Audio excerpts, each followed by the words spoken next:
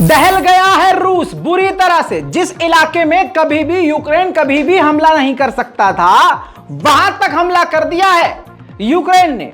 अब आपके स्क्रीन पर यह मैप देखिए। यह मैप आप जो देख रहे हैं, इस मैप में आप ये देखिए जो एरो बना हुआ है, ये यूक्रेन का बॉर्डर है। जहां ये रेड मार्क आपको दिखा रहा हूं, यहां से यूक्रेन का ये बॉर्डर है। यहां से यूक्रेन ने 690 किलोमीटर अंदर रूस के आगे जाकर यहां रेड पॉइंट पर हमला कर दिया है। एक साथ लगभग 20 ड्रोन उसने उड़ाए और रूस के अंदर उसने जाकर हमला किया। दोस्तों, लगभग 700 किलोमीटर अंदर तक यूक्रेन के दर्जनों ड्रोन घुस गए, रशिया रोक नहीं पाया। अब आप ये देख रहे हैं राइट साइड में मोक्तवा नाम का ये जो वर्ड लिखा हुआ है, ये मॉस्को है। ये रशियन भाषा में मॉस्को लिखा हुआ है। अभी तक हमला सिर्फ यूक्रेन यहीं करता था, लेकिन अब उसने रूस के बिल्कुल अंदरूनी इलाके 700 किलोमीटर अंदर जाकर हमला किया। अगली फुटेज देखिए। ये वो जगह है, एयरबेस है जो हमले से पहले था। यहां पर हमला किया है जिसमें रूस के 3 से 4 एयरक्राफ्ट खराब हुए हैं। आइए वो तस्वीर मैं आपको दिखाता हूं जब हमला किया गया था।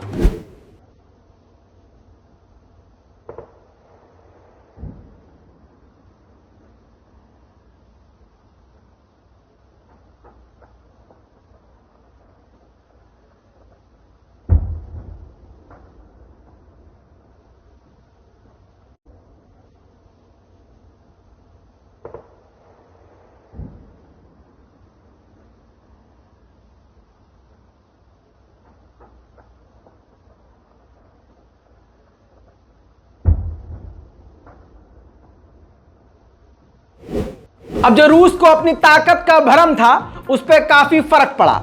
रशिया का यह काफी बड़ा नुकसान था और रशिया का यह भ्रम टूटने जैसा था। ब्रयांस्क के इलाके में भी, रूस के ब्रयांस्क के इलाके में भी एक यूक्रेन का ड्रोन दंदनाता हुआ जाकर गिरा, जिसकी सीसीटीवी फुटेज मैं आपके सामने रख रहा हूं।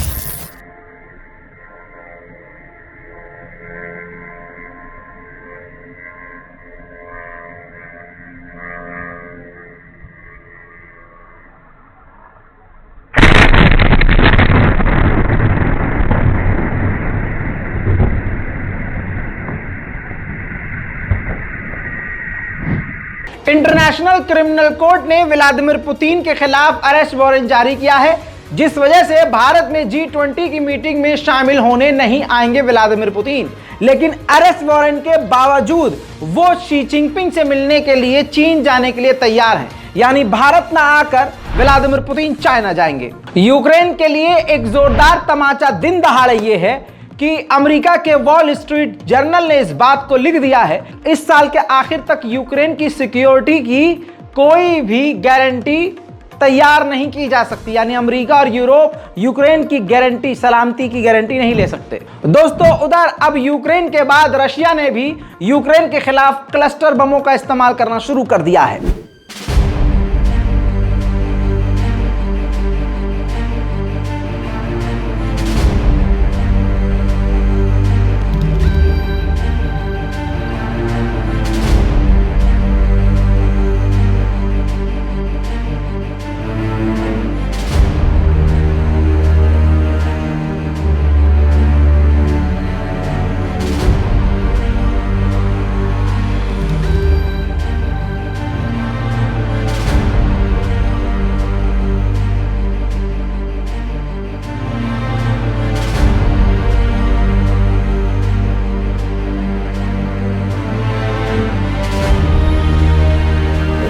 वहीं यूक्रेन ने कहा है कि इसी साल के अंदर $5.5 बिलियन वो खर्च करेंगे यूएवी में। यानी 2 लाख वो ड्रोन बनाने वाले हैं। यूक्रेन के फोर्स ने ये बात कही है।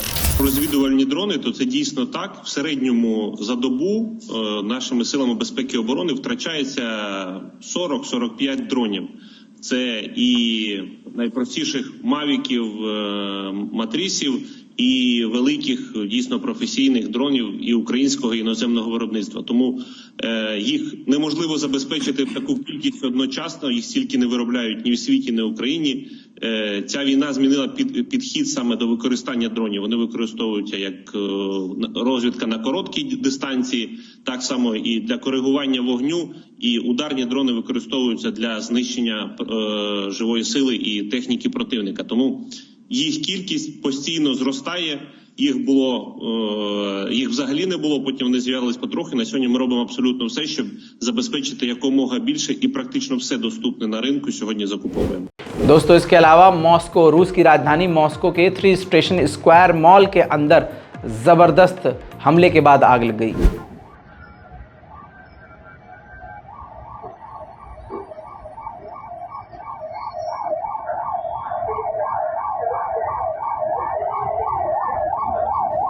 मेरे दोस्तों, आपको बता दूं कि व्लादिमीर पुतिन से गद्दारी करने की सजा वैगनर ग्रुप के हेड को इतनी बुरी मिली कि उनको दर्दनाक मौत मिली। साथ में सेंट पीटर्सबर्ग में उनको चुपके से, वैगनर ग्रुप के हेड की लाश को चुपके से दफना दिया गया और उनके आखिरी रस्म रीति रिवाज जो किया जाता है उसका कुछ वीडियो सामने आया है जो मैं आपको दिखाऊंगा। लेकिन बड़ी बात यह है कि व्लादिमीर पुतिन उसके अंतिम यात्रा में शामिल नहीं हुए। अब देखिए वीडियो।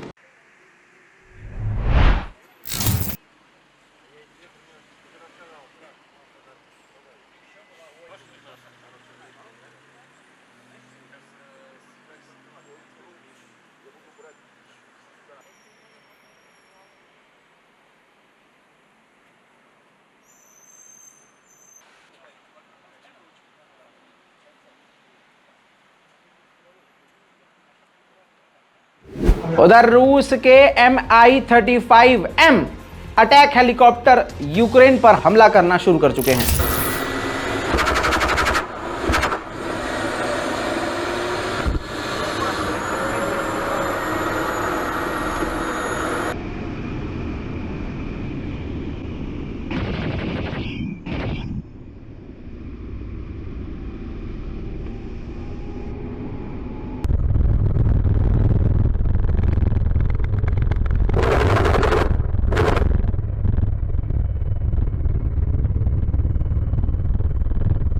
Приготовиться. 6,6. Маневр. Тангаш велик. Тангаш велик.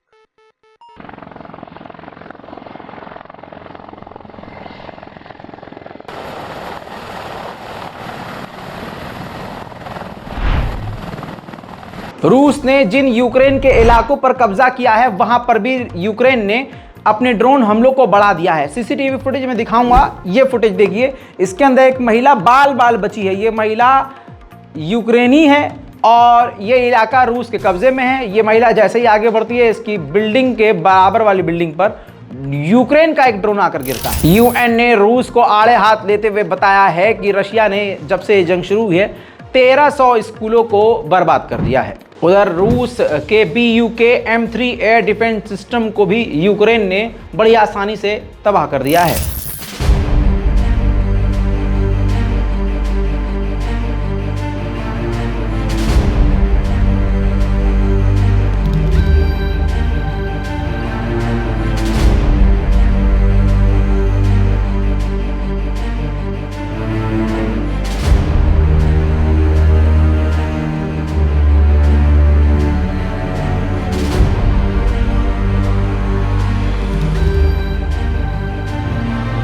उधर रशिया ने जवाबी कार्रवाई में यूक्रेन के एक ट्रेन के स्टेशन पर इस्कैंडर मिसाइल दागकर पूरे स्टेशन को बेकार कर दिया।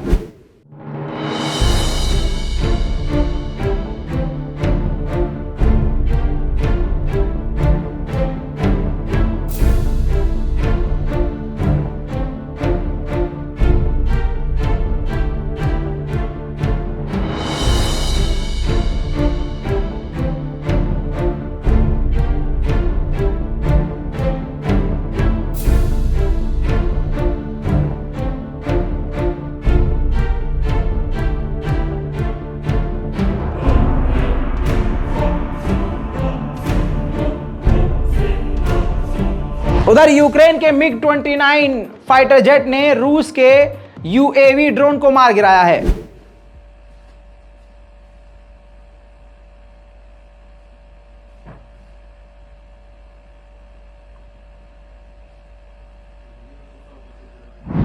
जर्मन की गवर्नमेंट ने एक जर्मनी के ही बिजनेसमैन को गिरफ्तार कर लिया है। इल्जाम यह है कि वो रूस को ड्रोन प्रोवाइड करवा रहा था। रूस को खजाना हाथ लग गया है। यूक्रेन ने वेस्टर्न हथियारों को जिन इलाके में छुपा कर रखा था, रेड के दौरान, हमले के दौरान यूक्रेन के और यूरोप के उन हथियारों का खजाना रूस के हाथ लग गया है।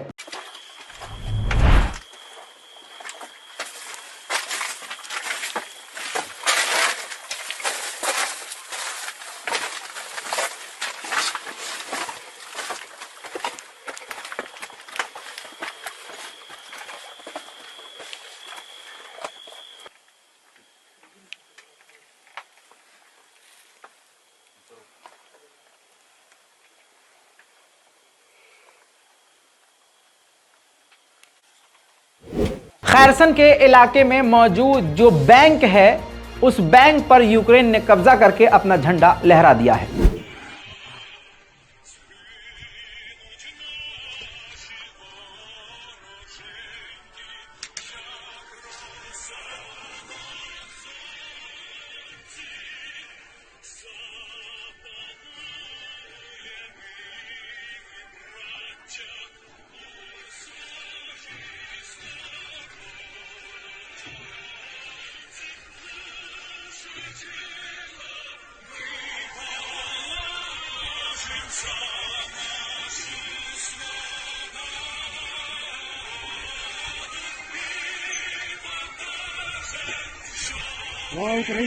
Героям слава, смерть ворогам.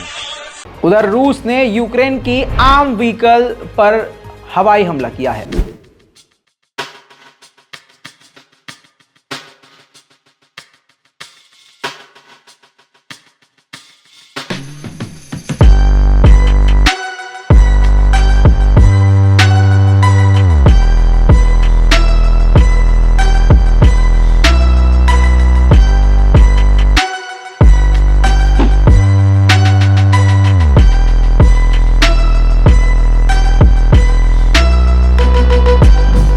बड़ी खबर एक और आ रही है कि रशिया ने 84 यूक्रेन के सैनिकों की लाश को यूक्रेन की सेना को सौंप दिया है। यूक्रेन पीछे नहीं हटा है। यूक्रेन अब सेंसिटिव इलाकों पर हमला कर रहा है। यूक्रेन क्रीमिया के इलाके पर लगातार हमला कर रहा है और यूक्रेन के इस हमले के बाद क्रीमिया के इलाकों से धुआं निकलते हुए नजर आया है।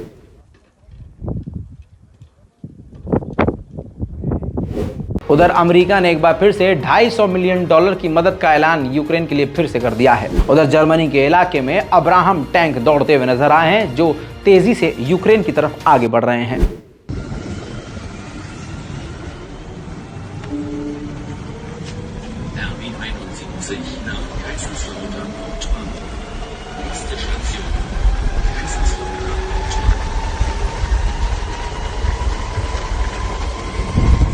मेरे दोस्तों, यूक्रेन नाराज था इजराइल से, क्योंकि ह्यूमैनिटेरियन एड देने से भी इजराइल पीछे हट गया था यूक्रेन को। लेकिन जब यूक्रेन ने नाराजगी जताई है तो इजराइल की सरकार ने अब एक बार फिर से अप्रूवल दे दिया है। अब वो यूक्रेन के लोगों को मेडिकल हेल्प, मेडिकल केयर देने के लिए फिर से आगे आ गए हैं। उधर यूक्रेन का Mi-8 अटैक हेलीकॉप्टर अपने ही इलाके में क्रैश होकर गिर गया है।